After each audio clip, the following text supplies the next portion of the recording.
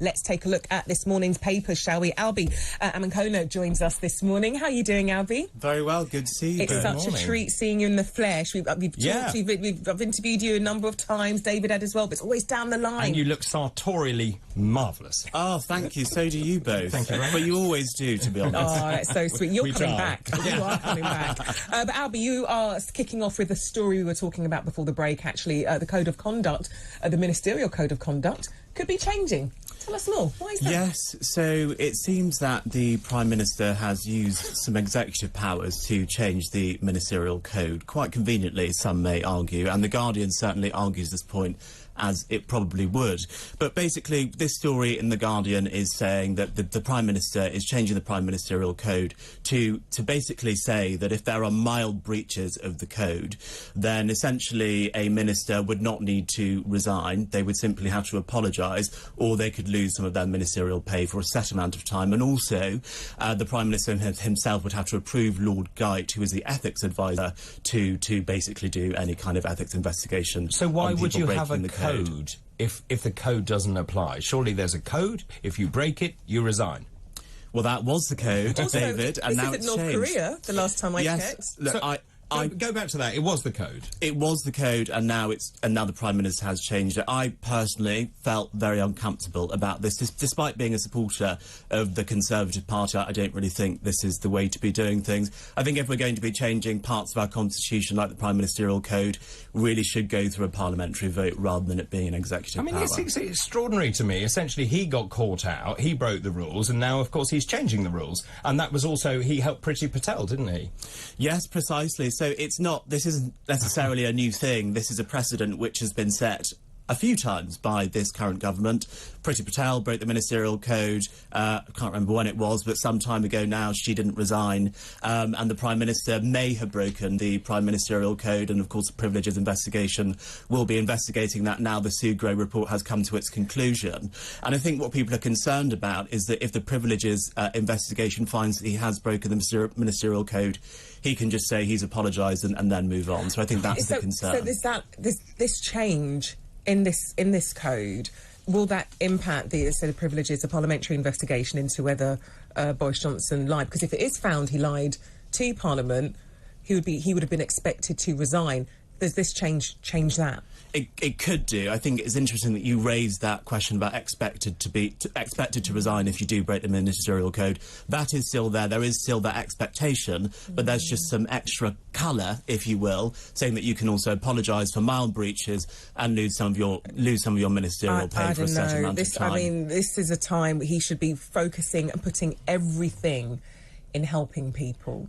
Not this. I don't think anybody's sitting at home and being like, man, that ministerial code needs a change right now. No, do you know what I mean? So. They're sitting at home and they need help with food. And I know they're giving that help, but it would be great if that focus was still on, and particularly as that price cap's going up in the future, that focus just on helping people at home now. But actually, this links very well to our next story. But all I was going to say was, all this does is it makes people at home realise they have no faith in politicians whatsoever. And doing things like this, I think, undermines our entire political process. I think it's very concerning, David, but I think as well we need to remember that if we look back in history, when I think of the last minister that resigned because of the ministerial code, I think it was Amber Rudd, when she misadvertently misled Parliament during the Windrush scandal.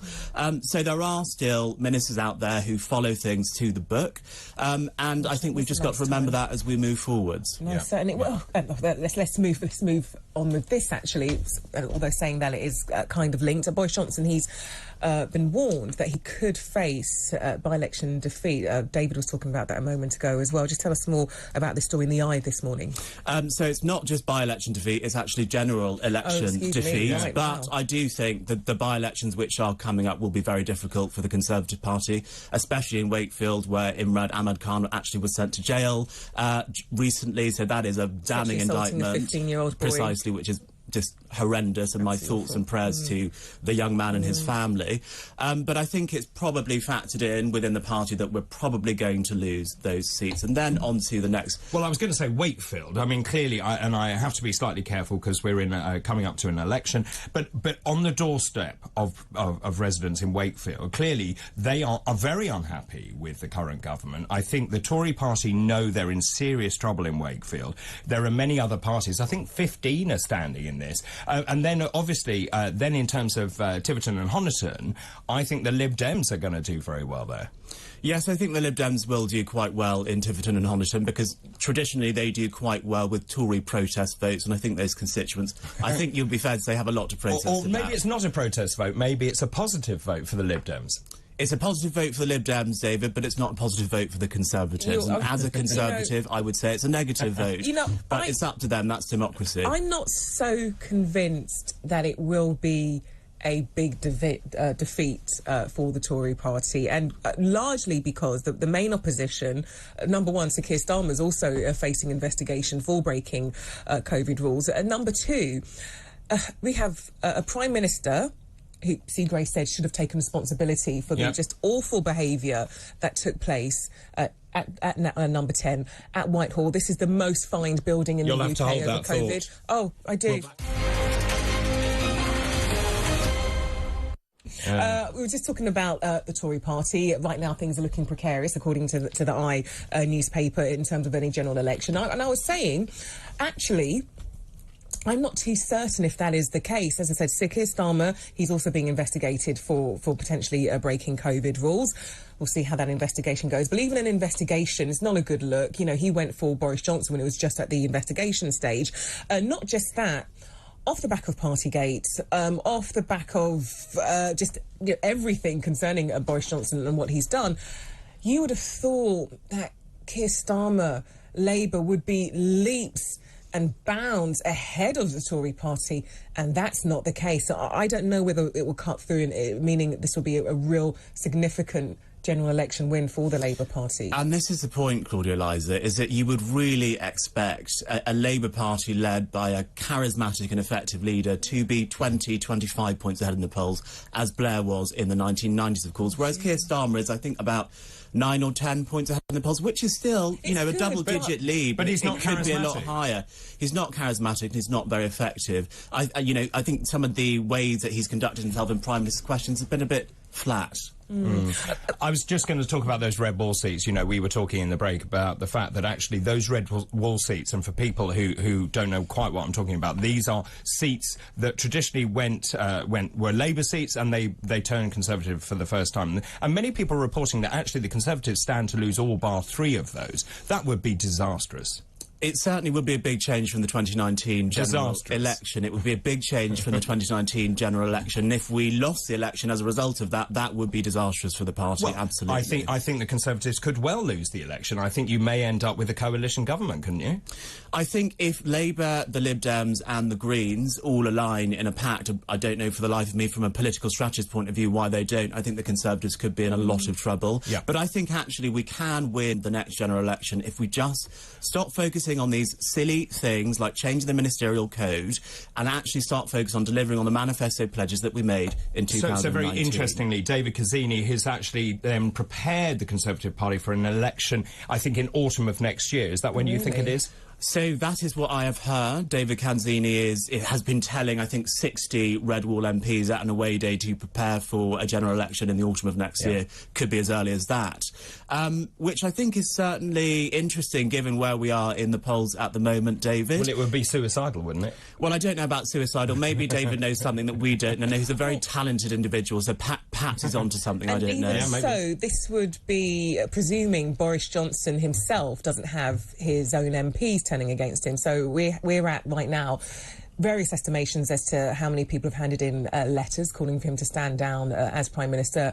One estimate is about 20, another's 30, 54's needed. One Tory MP said he's on yellow card territory. How are you feeling? You're a member of the Conservative Party. How are you feeling about Boris Johnson? Yes, I've heard estimations from anything from kind of the teens all the way up to the late 40s, actually. So it could late be either 40s? It could be either very close or still quite far away. But of course, Sir Graham Brady keeps a lid on that, and none of us actually know, and is very good at that. Well, you've got Bob Neal, Alicia Kearns, and Paul Holmes now all putting in letters, as far as I'm aware. And of course, Paul Holmes quit as a minister over the what he called the toxic culture in Number 10. Yes, I know Paul. He quit as a minister, well, as a PPS at his role in the Home Office. I know he's a very principled man who wants to do the right thing for his constituents. Look, you want my opinion as a Conservative Party member? Obviously, I'm disappointed with what's happened. Probably since about last November, when the Patterson scandal kicked off. I have said that many times on the airwaves, and what we need to focus on now is delivering on the manifesto pledges that we made in 2019. I think it's unfortunate that we've had to go back on raising national insurance contributions. I think it's unfortunate that this Partygate saga and situation has distracted us from important things like levelling up, lowering taxes. But we have the highest number of taxes we've had in 40 years. You know, we've had 400 tax rises under a so-called Conservative government. That is not a Conservative government. That is a socialist government. It's not a socialist government, David. There aren't really any real socialist parties in the United Kingdom. I think using language like that isn't helpful. But equally, the tax rises arguably aren't helpful either. And I would like to see us get back to our conservative, classical liberal principles of free markets, low taxes and supply-side reforms. Tell the Prime Minister. Well, maybe he's listening. Who knows? We'll only see over the next few weeks and coming months whether this windfall tax, and I have to say, it is more generous than even I had anticipated when saying, look, we need to tax these energy companies, but £400 for everyone, even millionaires, and for the lowest income, 1,250. That's a lot of money. So let's see whether that would cut through when it comes to the election and indeed Boris Johnson's standing. Let's look to the Mail now. Their front page. Apparently, a Queen's Jubilee. Olive branch to Harry and Meghan. Yay! I love this. I love this story because everyone gets so angry and upset, rightly or wrongly, about Harry and Meghan. And actually, what's happening next week for the royal family is a big family reunion. Her Majesty will be meeting Lilibet for the first time. Yes. They've not met before. Lilibet's named after the Queen. So I think this is a really positive story. We've had a very negative conversation so far. This is a good news story. But as long as they don't upstage the event, that is my only concern. How could they possibly upstage woman, the Queen? Meghan, that dreadful woman, would do anything for publicity. Who went to the massacre at Texas and laid down flowers. with camera crews. Not cameras. With photographers. She gets followed by cameras everywhere she goes. That news crews were there to cover the story, and so they just turned. You're not convinced that it was good for her to lay flowers down? It was good, but you don't get... Anyway. 19 children that was killed. No, I don't think they're going to upstage the Queen. The Queen is all right. She is the Queen. Even if I was there, I'll be running to the Queen to meet her and shake her hand, but she wouldn't shake my hand because she'd be like, no, you're nobody. But yes, I think it's good news. Let's come together. It's a great news story. Ebony and Ivory. I'm really excited, and I actually can't wait to see them back on British soil. No, I can't actually. And looking forward to next weekend. I think the sense of celebration and people really getting involved and street parties and seeing all the bunting up is marvellous. Has David told you what he's wearing in celebration? Your eyes. What are you wearing? I don't know. What am I wearing? You said you were going to wear the Union Jack suit and the waistcoat. I know, but I look ridiculous, so I had to... No, I've got a waistcoat. Okay. That will be revealed next Saturday. Okay. Oh, have I said too much? Have I spoiled? It will be a feast for your eyes, guys, so make sure you join us. Jubilee weekend. Don't watch Julie Etchingham and Philip Schofield. Watch TalkTV. And my waistcoat. And David's waistcoat. All right. Let's look in the Times, shall we? Oh, I don't even know how to start with this story. Teachers should not pander to trans pupils. This says Suella Braverman.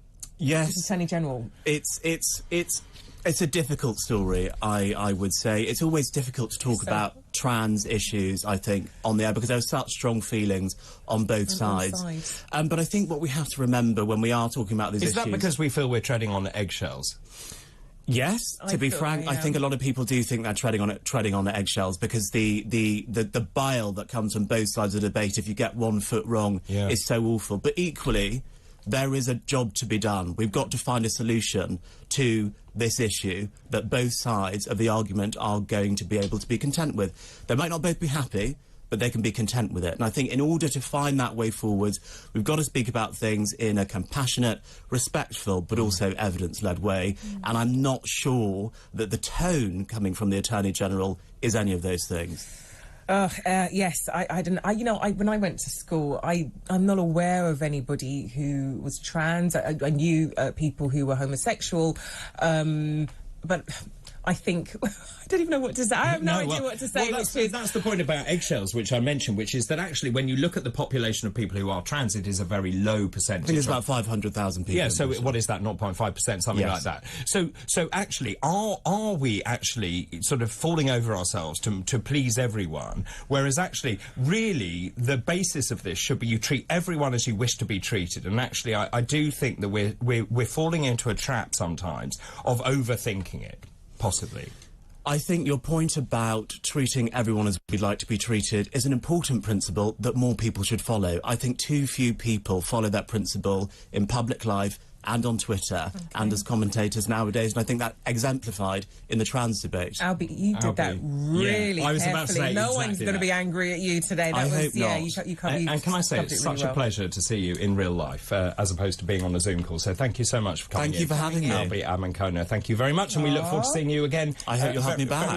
Well, I think we might. Oh, definitely. You did a very good job. He looks like my son, as in you just look like so well kept, and you look after yourself and like a good boy. Yes, you will be back. Basically, I will be your mummy. Okay, I think we'll leave it there. After the break, we've got